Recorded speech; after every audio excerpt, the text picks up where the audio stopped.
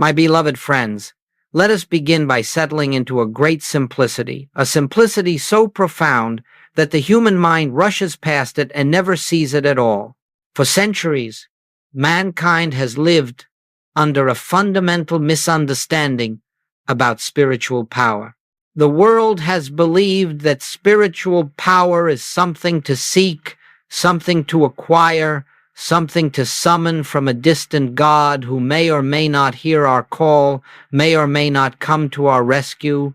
And because of this misunderstanding, humanity has built its entire spiritual life upon effort, upon petition, upon fear, upon striving. But spiritual power is never found through effort. It is never gained by pleading. It is never awakened by emotion, nor by the pressure of human will. Spiritual power is the presence itself, and the presence is the nature of your being. We have been taught to believe that there is a God somewhere, separate from us, who must be reached, persuaded, or convinced. And in that belief, we have created an inner division so deep that we no longer know who we are. We pray to a God afar off because we imagine ourselves to be creatures apart. But we are not apart. We have never been apart. The separation exists only in belief, never in truth. The great misunderstanding of our age and of all ages past is this: we have mistaken the mind for the self, and we have mistaken thought for truth. The mind is a wonderful instrument, but it is not the source of life. It is not the source of peace. It is not the source of revelation. The mind can analyze, it can calculate, it can remember, but it cannot give you truth. Truth does not arise from thought. Truth reveals itself when thought is silent. And because humanity has believed that thought is power, the world has filled itself with prayers that are nothing more than mental noise, prayers that beg, that hope, that fear, that demand. Yet the presence does not enter through noise. It does not break through the turbulence of a mind struggling to secure its own safety. The presence comes only when the mind relinquishes its imagined authority and becomes still. You see, the spiritual life does not begin when we add something to ourselves. The spiritual life begins when we subtract what never belonged to us, the belief that we live separate from the infinite, that we must protect ourselves, that we must defend a personal identity. And the moment we release that belief, even for a breath, a silence opens, and through that silence, the presence announces itself. Let me say this with all the clarity of truth. Spiritual power is not something you acquire. Spiritual power is what you are when the mind is lifted off of itself. There is a longing in every human heart, a longing that no success, no possession, no relationship can ever satisfy. That longing is not for something outside ourselves.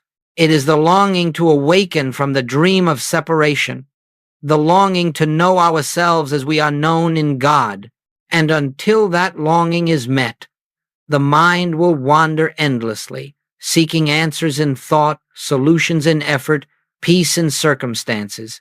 But the moment the mind grows quiet, truly quiet, you discover that the one you are seeking is the one who is aware of the seeking. This is why Jesus said, "I can of my own self do nothing." And yet in the same breath he revealed, "I am the truth. I am the life." He pointed away from personal will and pointed toward presence. He pointed away from human effort and pointed toward divine identity. And Joel Goldsmith, in perfect alignment with this eternal teaching, reminds us that the I which I am is not the personal self, not the thinking mind, but the infinite, invisible, appearing as individual being. When you understand this, when you begin to sense even faintly that spiritual power is not something that comes to you, but something that flows through you as your very being, you will cease all spiritual struggle. You will stop trying to reach God and begin resting in the realization that the presence has been your life since before you were born into form. Therefore, let us begin our journey here, in the simplicity of silence, in the recognition that we are not going to discover God through thought, nor through effort, nor through technique. We are going to discover God where God has always been, in the deep stillness of the eye that is aware of this very moment. Let us pause, not to think, not to affirm, not to seek, but to recognize. Right here, right now, the presence is. Right here, right now, the I am is the life of your being. Right here, without moving an inch, you are home. This is the end of the great misunderstanding. Spiritual power is not something you reach for. It is the nature of the one who is already here. My friends, now that we have laid aside the belief that spiritual power must be acquired, we may turn to the heart of the matter, the nature of the I that you are. For until this is understood, all spiritual practice remains a struggle, all meditation remains an effort, and all prayer becomes a seeking after what is already present. There comes a moment in the life of every seeker, one decisive moment, when they begin to question the one who is doing the seeking. They ask, "Who am I?" Not as a philosophical curiosity, not as an intellectual exercise, but because something in them senses that the answer to this question changes everything. The world has conditioned us to believe that the I is the personality, the body we inhabit, the thoughts we think, the emotions we feel, the story we tell about ourselves. But this I has never been stable. It changes. It wavers.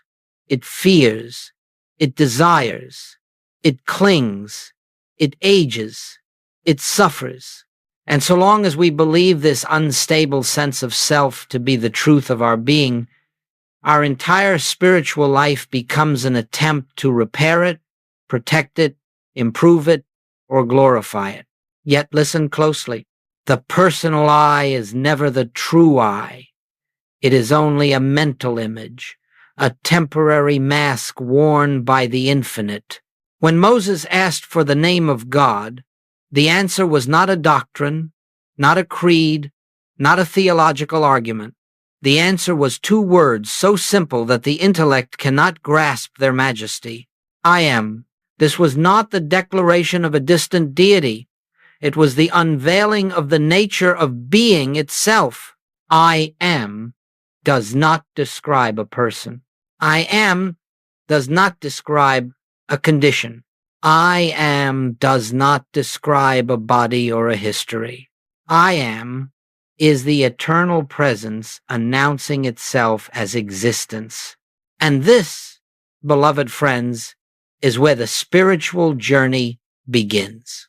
Not when you repeat the words I am, but when you realize that the one who silently witnesses your thoughts, your emotions, your body, your life, that one is the I am, not the thinker of thoughts, not the one who worries, not the one who fears, but the awareness in which all of these thoughts and emotions appear. This is why Joel Goldsmith said, "The I of you is God," not metaphorically, not symbolically, literally, in truth. You see, every time you say, "I am sick," you have unknowingly attached the infinite name to a passing appearance. You have clothed the eternal in the garment of the temporary. You have identified the changeless self with a changing condition. And the moment you do this, the mind and the body respond accordingly because they obey the identity you declare. But the I that you truly are has never been touched by sickness. It has never been injured, never been impoverished, never been afraid. The infinite cannot suffer the limitations of the finite. Only the belief in a separate personal self can do that. When Jesus said, "I am the way, the truth, and the life, he was not speaking of a human personality. He was speaking from the identity of the Christ, the universal I am presence, that is the life of every individual. He was saying, I am the truth of your being as much as mine.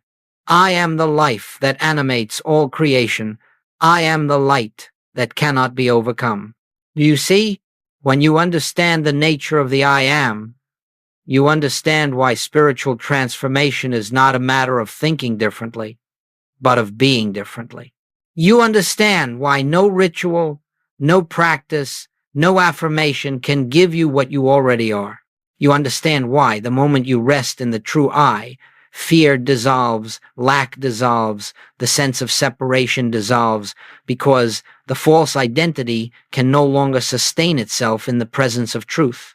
And so, my friends, the spiritual path is not the path of becoming. It is the path of recognizing what?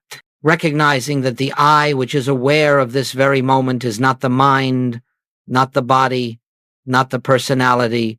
It is the infinite I am, expressing as individual consciousness. Let us pause again, not to think, but to recognize. Right now, the I that sees, the I that hears, the I that knows that I is the presence. It is unchanged by your past. It is unaffected by your circumstances. It is unafraid of your future. It is eternal, complete, and whole. And when you rest in that, even for a moment, you no longer live as a separate being trying to reach God. You live as the presence revealing itself through you, as you, in every breath.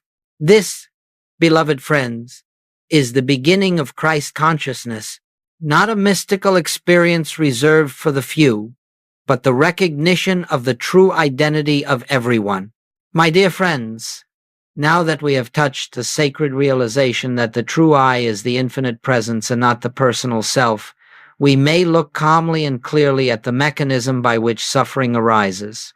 For suffering does not come from life. It does not come from God. It does not come from the presence that is your being. Suffering comes from one place only, the belief in a separate self and the activity of the mind that serves that belief. Let us speak plainly. The mind, as it functions in the world, is not your enemy, but it is ignorant. It is not malicious, but it is mistaken. It interprets life through the lens of separation. It believes it is a self living inside a body, subject to chance, danger, uncertainty, mortality. And because the mind believes this, it must remain in a constant state of tension, vigilance, and defense. The mystics have known this for thousands of years, and now, at last, even modern science confirms it. Neuroscience tells us that there is a network in the brain whose purpose is to maintain the illusion of a separate me, a self, to be protected, improved, justified, defended. Science calls this the default mode network. The mystic calls it the ego. Different words, same illusion. This network becomes active whenever you think about the past, the future, your self-image, your fears, your desires, your judgments, your stories. It creates a sense of identity made entirely of thought, a fragile identity that can be wounded by a look, threatened by a circumstance, or shattered by a change in conditions. This is why the mind suffers.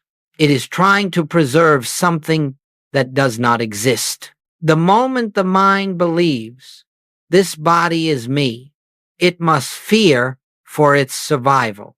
The moment it believes, my security depends on the world, it must cling to the world. The moment it believes, my worth comes from others, it must fear rejection. The moment it believes, my life is separate from God, it must beg for what it already is. But listen carefully. The suffering does not arise from the events of life. It arises from the interpretation of life by the personal mind. The body does not create fear. Circumstances do not create fear. Thought creates fear because thought has accepted a false identity. And so Jesus, with the clarity of the Christ, said, take no thought, not because thought is bad, but because thought cannot know truth. Thought belongs to the personal sense of self, and the personal sense of self is illusion. Joel Goldsmith expressed the same truth when he said, all error is impersonal, meaning the fear you feel does not belong to your true being. The anxiety you experience does not belong to the I am. The suffering that rises and falls within you is not yours. It is the echo of a mind defending an identity that God never created. Now listen to how science and spirit converge. When the mind becomes quiet, even momentarily, the default mode network reduces its activity. The sense of a separate self loosens. The brain becomes more coherent, more unified. The individual begins to feel connected, peaceful, spacious. The mystic calls this the dissolution of ego. Science calls it decreased self-referential processing. The result is the same. The false identity loses its grip, and the presence is felt. But notice something subtle. The presence was not created by the stillness. The presence was merely revealed when the mind ceased its self-centered activity. You have not become spiritual. You have remembered what you always were. That is why Joel Goldsmith insisted again and again that spiritual healing is not the changing of conditions, but the dissolving of the belief in a personal self, the one who thinks, fears, reacts, resists, and suffers. And when that false I is recognized as illusion, the suffering attached to it dissolves of itself. You may ask, but how does this help me in daily life? How does this relieve my fear, my stress, my pain? And the answer is simple, though not easy. The moment you stop identifying with the personal thought stream, the moment you recognize, this is not I, this is only the mind, suffering loses its anchor. Fear cannot survive when you stop calling it my fear. Pain cannot become identity when you stop saying I am in pain. Lack cannot imprison you when you stop declaring I am poor. Stress cannot dominate you when you realize this is not I, this is the mind performing its habitual dance. In that recognition, even in the smallest glimpse, you are free. You do not make yourself free. You behold the truth that has always been true. This is why both the mystic and the neuroscientist agree that silence, stillness, and present awareness transform human experience. But the mystic alone explains why. Because the stillness removes the mask of the personal self and reveals the I am. And when the I am is known, suffering has no foundation left upon which to stand. My beloved friends, now that we have seen how the personal mind creates suffering through the sense of separation, let us turn to the remedy, not a human remedy, not a technique of the intellect, but the way revealed by the mystics in every age and brought into our time with extraordinary clarity by Joel Goldsmith. This way is called practicing the presence. To those unfamiliar with the mystical path, this phrase may sound like meditation, affirmation, concentration, or the use of thought to reach God, but practicing the presence is none of these. It is not thinking about God. It is not speaking to God. It is not visualizing God. It is not attempting to bring God nearer. Practicing the presence is the art of becoming still enough, receptive enough that the truth which is already present may reveal itself. It is the shift from attempting to bring God into your life to recognizing that God is the life you are living. You see, the infinite cannot be brought to you because it is already where you are. The presence does not enter your experience. It is your experience. But the noise of the personal mind covers this truth like clouds obscuring the sun. And so the work is not to reach the sun, for it is always shining, but to let the clouds drift away. This is why Joel taught the pause, that holy instant when you step out of the mental stream and allow the truth to speak in its own voice. It goes like this. You stop. You become quiet. You withdraw your attention from the problem, from the thought, from the emotion. You do not resist it. You simply stop identifying with it. You become attentive not to a thought, not to a mantra, but to the inner stillness in which the presence dwells.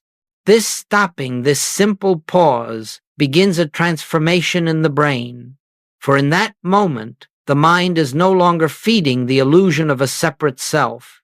The survival centers quiet down. The stress circuits begin to release. The default mode network, the machinery of ego, reduces its activity. And in that brief stillness, a new possibility emerges. The experience of the I that is not the mind. Joel Goldsmith taught that truth is never revealed through noise. It is not revealed through the pressure of spiritual ambition, nor through the intensity of human desire. It is revealed when the mind becomes still enough to hear the still small voice, the voice that speaks without sound and heals without effort. Practicing the presence is therefore not doing anything. It is undoing, unclenching, relaxing into the truth that is already present. Let me say this plainly. In the silence, God reveals God as your very being. When you enter that silence, even for a moment, you are no longer living from the personal mind.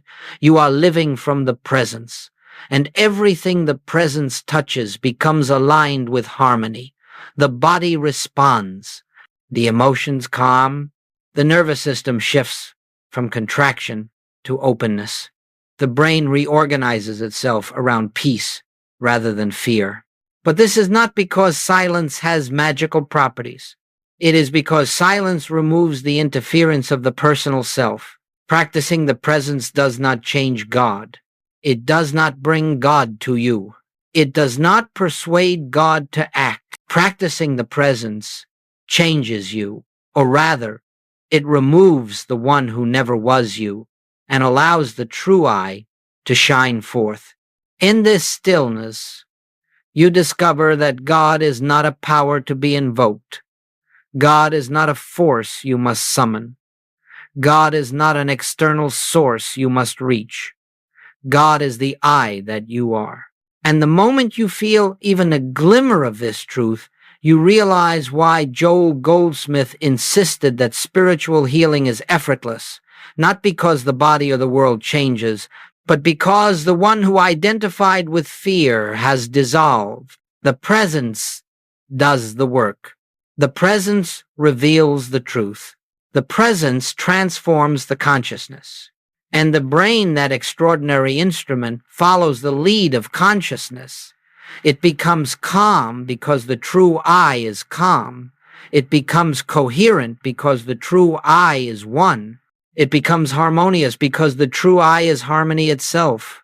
And so, beloved friends, practicing the presence is the single most direct way to bring the brain into alignment with its purpose, not to defend a personal identity, but to express the infinite. Practicing the presence is not an act. It is an attitude, not a ritual, but a resting, not a technique, but a surrender into the truth that is already here. It is the willingness to be still and know, not to think that, not to convince yourself that, but to know. And in that knowing, life becomes simple. Effort ceases. Striving dissolves. Fear loses its foundation, and the presence takes its rightful place at the center of your being. My beloved friends, now that we have touched the sacred practice of resting in the presence, let us turn our attention to what happens within the body, particularly the brain, when the I am becomes your lived identity rather than a phrase on your lips. You see, the brain is not the source of consciousness. It is the instrument through which consciousness is expressed in the world of form. It is the vessel, the servant, the reflector. And so when the sense of identity changes, the brain must follow. It has no choice. It is obedient to the consciousness that uses it.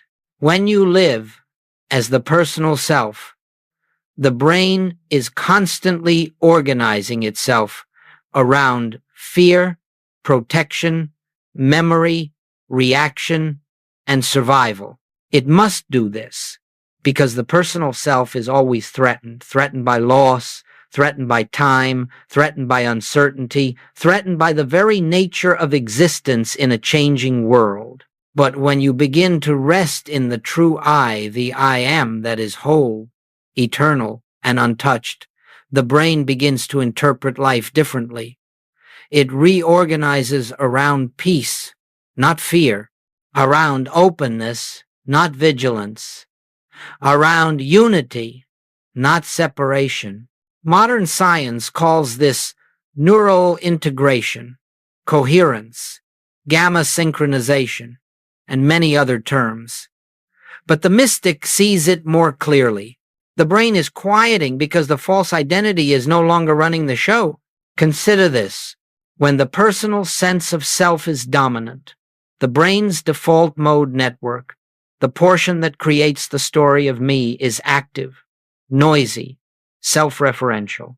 It analyzes, compares, judges, fears, anticipates, clings, resists. But when the I am is recognized, the story collapses. The mind becomes simple.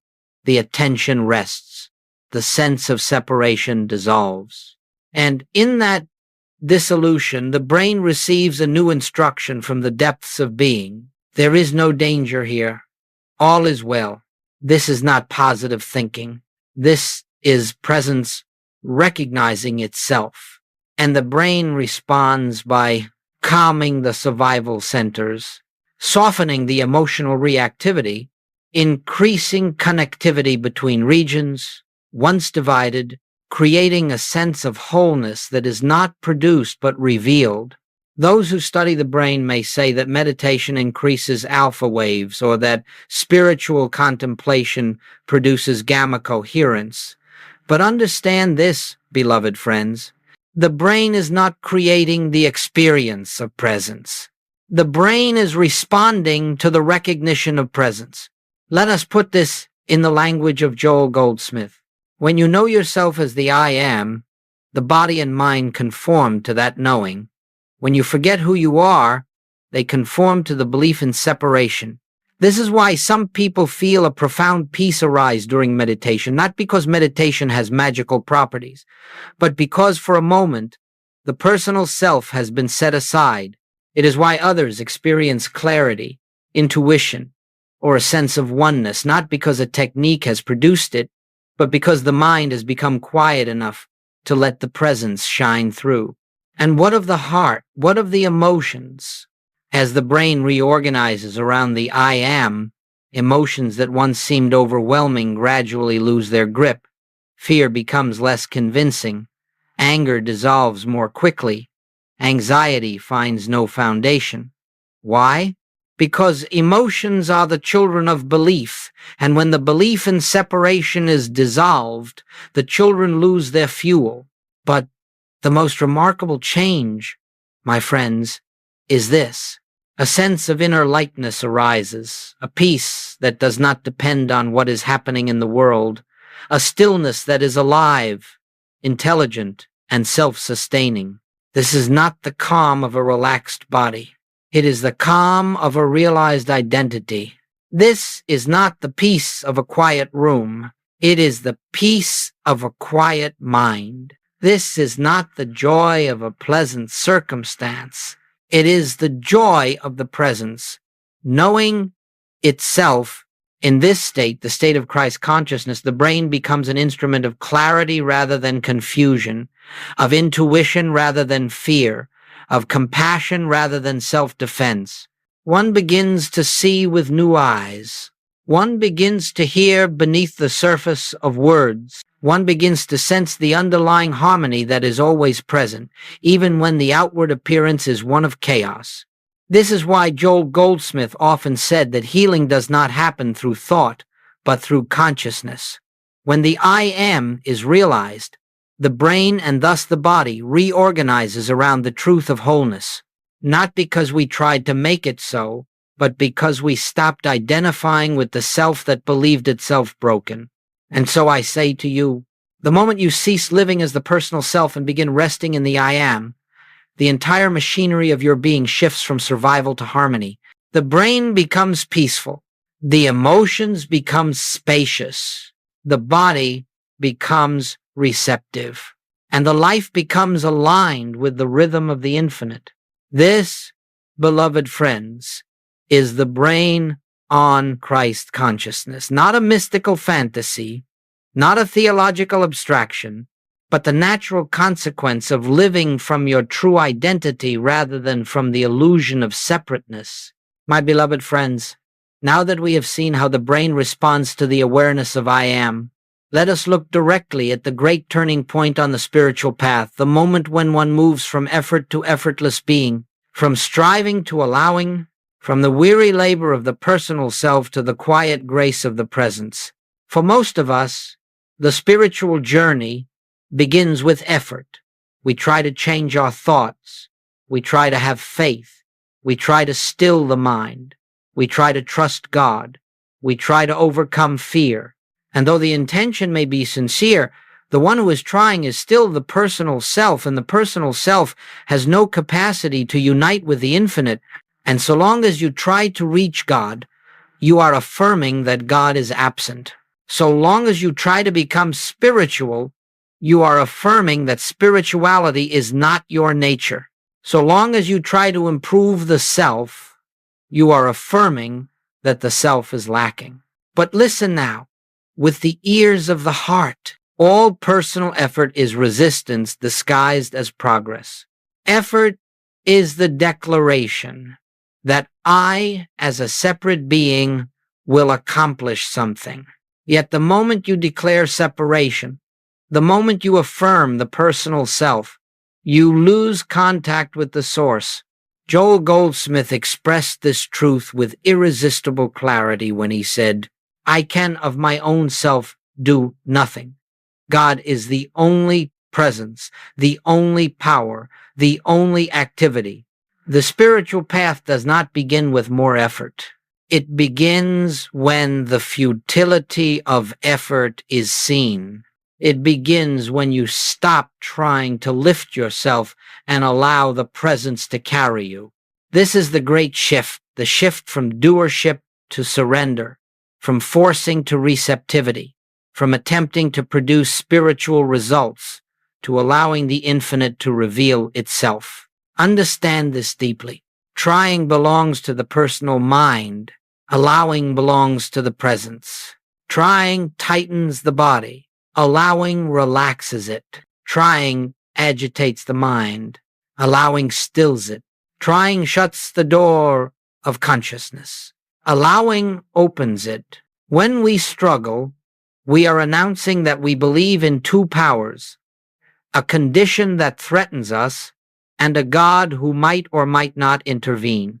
But when we allow, we are acknowledging that there is only one presence, and it is here. There is only one power, and it is acting now. There is only one life, and it is your being. The moment you cease trying to fix the condition, you stop feeding the belief in its power. The moment you cease trying to heal the body, you stop declaring that the body has authority over you. The moment you cease trying to solve the problem, you stop affirming that the problem exists in reality rather than appearance. This does not mean indifference. It means recognition. Recognition that the I am, not the personal self, is the one living your life. This is why Joel often instructed his students to pause in the face of fear, lack, or pain, and simply ask, who is the I that is experiencing this? Not to find an answer in words, but to withdraw identification from the false sense of self that suffers. In that pause, you feel a loosening, a softening, a surrender. You let go of the belief that you must manage, control, or direct life. You allow the natural intelligence of the presence to carry the moment. And do you know what happens when you make this shift?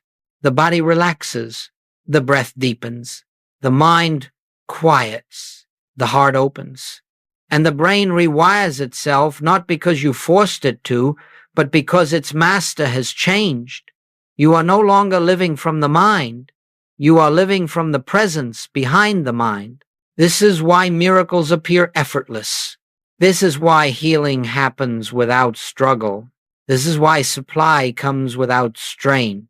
This is why clarity arises without thought. They do not come because you finally tried hard enough. They come because you finally stopped trying.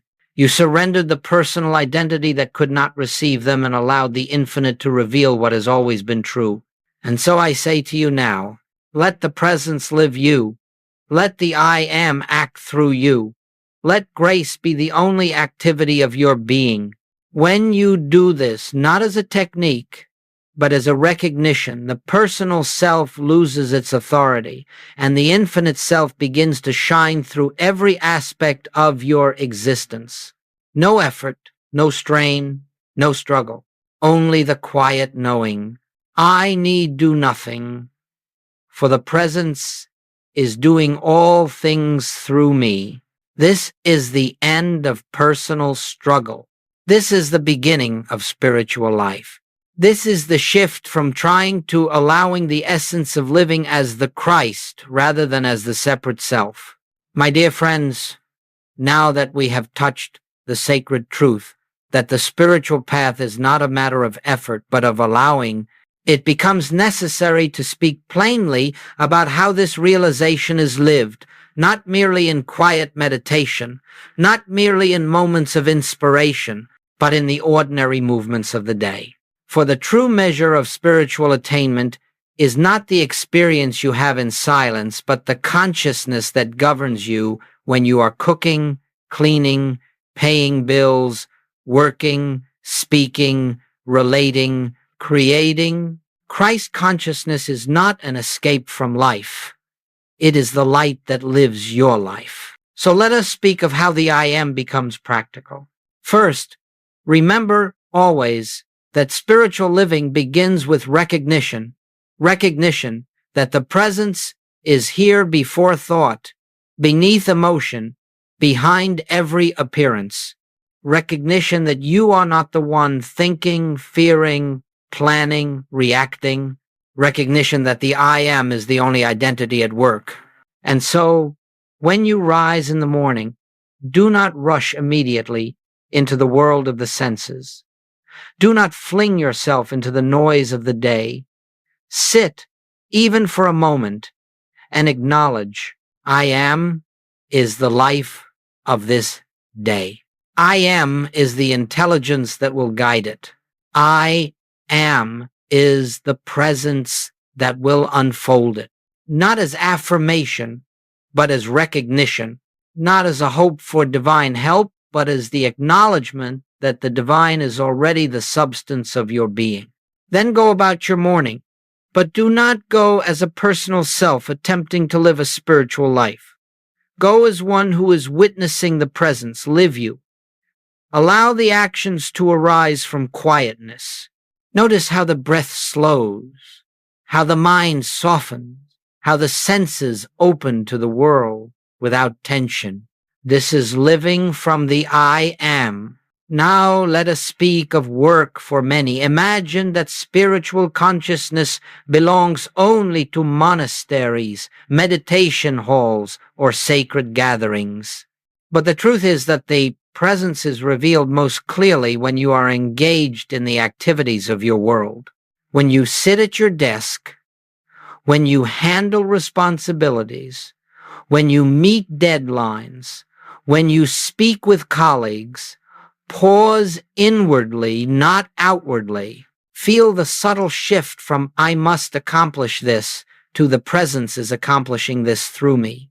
Recognize that the intelligence required is not drawn from your mind, but from the infinite mind expressing as your mind. Joel Goldsmith taught repeatedly that the moment you believe yourself to be the source of your supply, your creativity, your success, your strength, your clarity, you fall back into separation. But when you realize that the I am is the true agent, the burden lifts and the work becomes harmonious. This is why some days feel effortless, the personal self has stepped aside, and why other days feel heavy. The personal self has taken the reins. The practice, then, is simple. Return again and again to the inner recognition of the presence, not by words, but by quiet knowing. Let us now consider relationships, for nothing tests the spiritual consciousness more quickly than human interactions. In moments of conflict, tension, misunderstanding, or emotional charge, the personal self rises swiftly. It wishes to defend itself, justify itself, assert itself. But the moment you feel this rising, pause, become still, and inwardly acknowledge, the I that lives here is the same I that lives there. There is only one self appearing as many forms. There is only one life expressing as countless individuals. There is only one being wearing the mask of another person. In that recognition, judgment dissolves, anger softens, fear evaporates, compassion arises naturally, not as a moral virtue, but as the direct perception of unity. The person before you may not know their true identity, but you do. And your recognition, your willingness to see the Christ where the world sees personality, becomes the very atmosphere that heals the relationship. This is living from the I am. Now, let us turn to finances, supply, and material needs, for many struggle in this area. When bills come, when uncertainty appears, when income fluctuates, the personal mind immediately contracts, believing itself dependent on external sources. But the mystic knows better. Supply is not in the world. Supply is not in a job. Supply is not in a person. Supply is the activity of the I am, expressing itself as infinite sufficiency. And so when faced with financial concerns, do not pray for more money. Do not beg for improved circumstances. Instead, recognize I am is the source of all that appears as supply. I am is the abundance that pours itself into visibility. The channels may change, but the source never wavers. Then act, but act from peace, not fear. Make decisions, but from clarity, not desperation. Let intuition, not anxiety, guide your steps. This is living from the I am. Finally, let us speak of moments of challenge, illness, disappointment, loss, uncertainty. These are the moments when the personal self screams the loudest, when fear tries to seize the reins of consciousness. But these are also the moments of greatest spiritual opportunity. For when you are stripped of your human certainty, you are left with the one certainty that cannot be shaken, the presence within. When the body shows symptoms, do not declare, I am sick. Recognize that the body is experiencing conditions. But you, the true, you remain untouched. When the world brings difficulty, do not declare, I am in trouble. Recognize that the condition is appearing in consciousness, but you are the consciousness in which it appears. This recognition, this silent remembrance is the beginning of freedom in every situation. And so I say again, in every moment of the day, pause and return to the truth. Do not try to reach God. Do not try to become spiritual. Recognize that God is the I that you are. When you live from that center, the outer world aligns with the inner truth. Not immediately, not dramatically, not magically, but steadily, gracefully, inevitably. This is the practical life of the Christ. This is how the I Am walks through the world. This is how Spirit expresses through you in the marketplace, the home, the workplace, the kitchen, the classroom, everywhere. My beloved friends, now that we have explored the practical ways in which the I Am moves through daily living, let us enter a still deeper truth, the truth of inner transfiguration, the sacred transformation that occurs when Christ consciousness becomes the center of your being rather than a momentary experience. For spiritual awakening is not merely a change in belief, not an improvement of personality, not the adoption of a new philosophy. It is a transfiguration, the dawning of an entirely new consciousness, a new identity, a new inner atmosphere in which the old self cannot survive.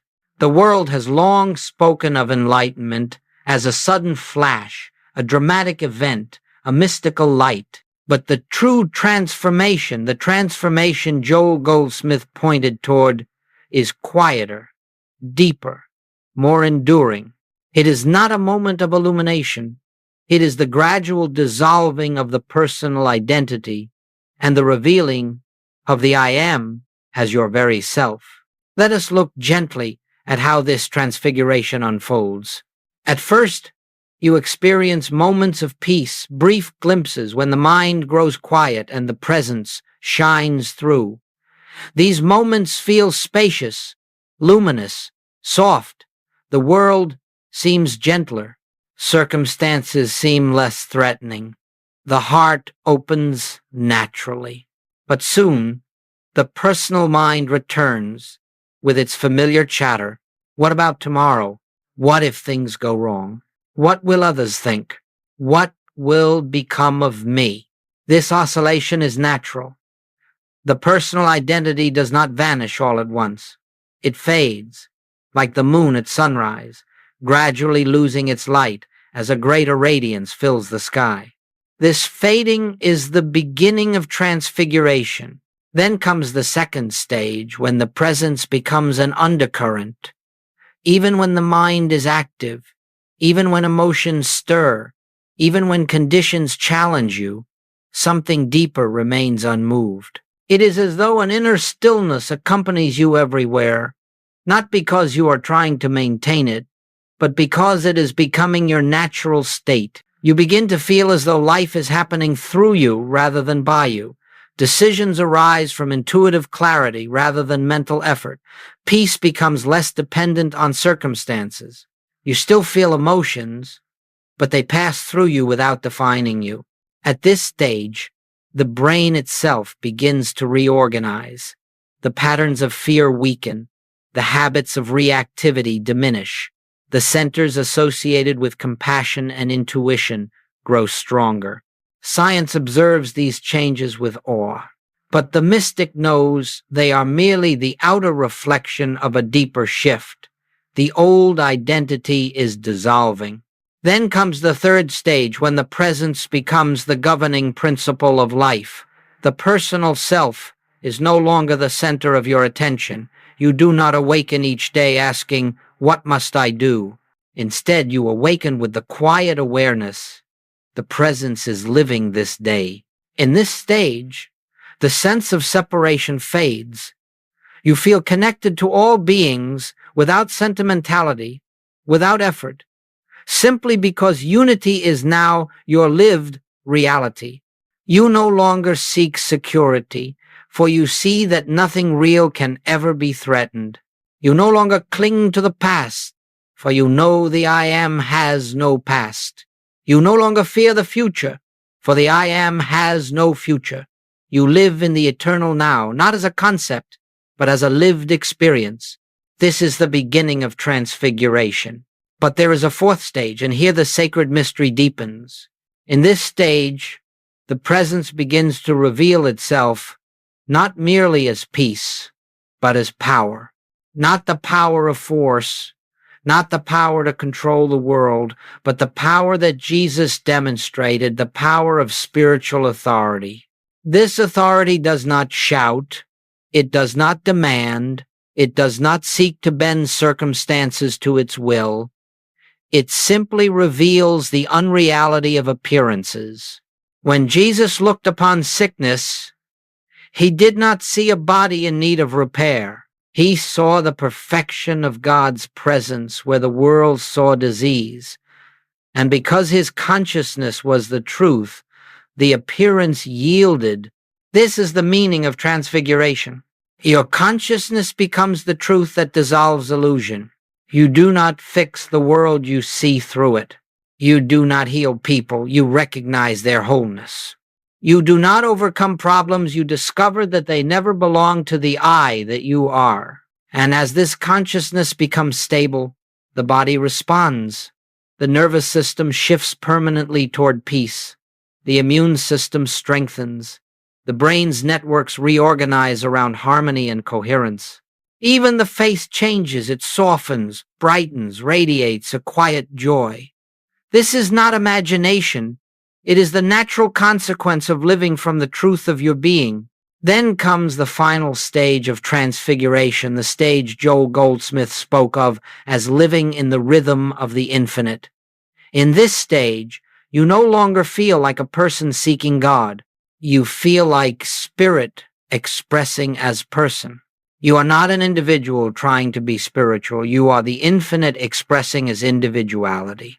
There is a flow to your life now, effortless, graceful, guided. Synchronicities appear. Doors open where there were no doors. Obstacles dissolve before they reach your path. Your presence heals without trying. Your words uplift without planning. Your silence carries power. This is the life of the Christ, not as a doctrine, not as theology, not as belief, but as lived experience. This inner transfiguration is not given to the few. It is not reserved for saints, mystics, or prophets. It is the natural unfolding of the I am in every being who becomes still enough to recognize their true self. For beneath the layers of personality, story, fear, memory, emotion, conditioning, belief, beneath all of it, the Christ stands untouched, unchanging, eternal. And when this Christ, this I am, becomes your identity, your entire being is rewired to reflect that truth. This is transfiguration. This is awakening. This is the destiny of every soul. This is the birthright of all who say, not with lips but with realization, I and the Father are one. My beloved friends, we have traveled together through the inner landscape of consciousness, from the illusion of the personal self to the dawning of the infinite I, from the noise of the mind to the stillness of the presence, from the strain of human effort to the grace of divine allowing, from fear to freedom, from separation to the living realization that I am the presence that animates this life. Now, as we come to the close of this journey, which is not an ending but a beginning, let us return gently, lovingly, reverently to the one truth that has been the foundation of every step we have taken. And that truth is this: there has never been a moment when you were separate from God.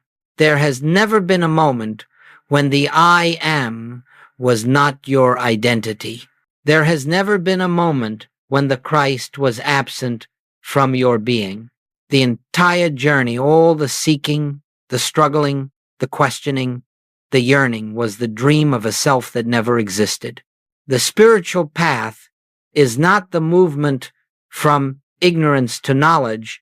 It is the awakening from illusion to the truth that has always been here. The moment you recognize this, truly recognize it, something inside you exhales. A deep, ancient tension releases. A lifetime of searching softens. And you quietly realize, I have been home all along. The I am that Jesus revealed. The I am that Joel Goldsmith taught. The I am you have glimpsed in moments of stillness. This I am is not a destination. It is your origin. It is the essence out of which you were formed. the consciousness that animates you, the life that breathes you, the presence that thinks you, moves you, loves you, lives you. And so, as we conclude, let us bring the entire teaching into one silent, radiant truth. Be still and know I am. Be still and know that what you have sought is the one who is seeking. Be still and know that what you have prayed for is the one praying. Be still and know that the peace you desire is the one desiring. Be still and know that the love you seek is the one loving. Be still and know that the life you wish to trust is the one living. Everything you have longed for is contained in the I that you are, not the personal I, not the historical I, not the fearful I, not the body-bound I, not the emotional I, but the eternal, unconditioned I am the presence that existed before your story began and will remain long after every story ends. Now, as you walk back into your daily life, do not strive to remember these words. Do not cling to teachings. Do not attempt to hold spiritual ideas in your mind. Instead, allow the truth to gently sink into your being like sunlight warming the ocean. Let the memory of the personal self fade. Let the grip of fear loosen. Let the compulsion to control soften. Let the image of yourself dissolve. Let the presence take its rightful place. And as this happens naturally, effortlessly, you will discover that life becomes lighter. Your burdens are fewer. Your reactions grow softer. Your awareness becomes clearer. Your heart becomes open. Your mind becomes still. Your path becomes guided. Your days become infused with a quiet joy that needs no reason. This is the life lived from the I am. And so, my beloved friends, carry this truth with you. You are not on the path. You are the path. You are not seeking the light. You are the light. You are not striving to reach God. You are the expression of God. Let this realization be your rest. Let this realization be your strength. Let this realization be your peace. Let this realization be your freedom. And let your life simple, ordinary, sacred, become the living testament that the kingdom of God is not a place, not a future, not a reward, but the ever-present fullness of the I am. Now, quietly, gently, let us close where we began. In the presence, before thought, before emotion, before identity, be still, be aware, be present, be the I am. For this and only this has always been your home.